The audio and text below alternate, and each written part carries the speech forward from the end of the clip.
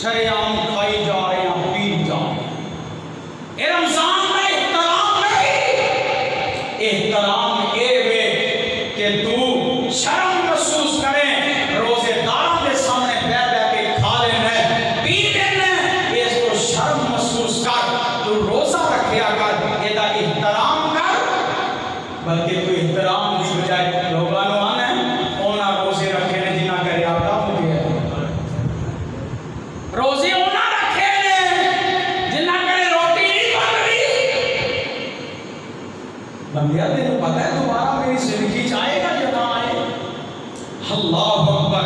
ए आगे आ रब दा परोना दे, फिर इन्ने किस्मतां दे नाल आउणा दे। की जिंदगी